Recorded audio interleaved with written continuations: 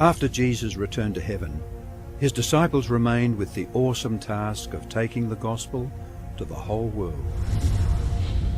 Filled with the Holy Spirit, these men and women proclaimed the message they had received with boldness and power, reaching out to all corners of the then known world. But it was not without great opposition, first from the Jews, then from the Roman state. Many Christians were faithful to the point of death, suffering torture and humiliation from cheering onlookers at the Circus Maximus and Colosseum in Rome and throughout the empire. However, the blood of the martyrs only paved the way for the further spread of the gospel.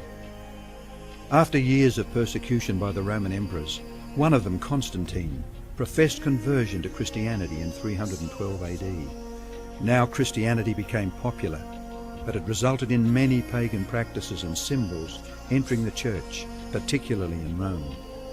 The Bishop of Rome assumed more and more power and authority and began to oppose and oppress all who recognized Jesus alone as the head of the church and who accepted the Bible alone as the supreme authority. To escape this increasing persecution, God's true people withdrew to the wilderness areas of Europe.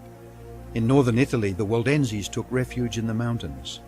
While many were slain, the light continued to shine in the darkness.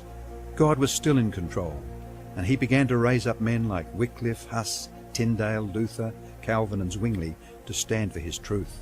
They stood for the Bible alone, faith alone, and Christ alone.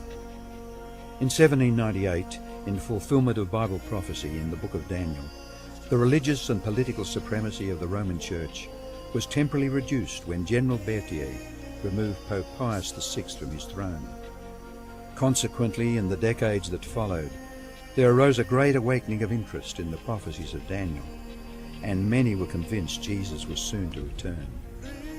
In the United States, the Baptist preacher William Miller was joined by hundreds of other preachers in their expectation of the return of Jesus in 1844.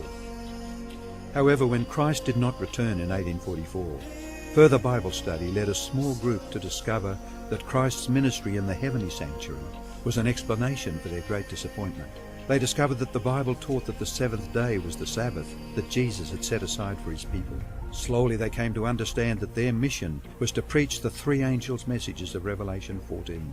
Their goal as Seventh-day Adventists was to preach with power the everlasting gospel and to prepare the world for Christ's return. More than 160 years have now passed, years that have brought 2 world wars, numerous military campaigns, financial depression, the rise of atheism and secularism, as well as a booming world population, with natural disasters increasing in frequency and intensity.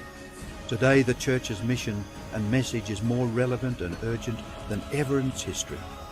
Jesus is coming soon, and the world must be warned. Prepare to meet your God.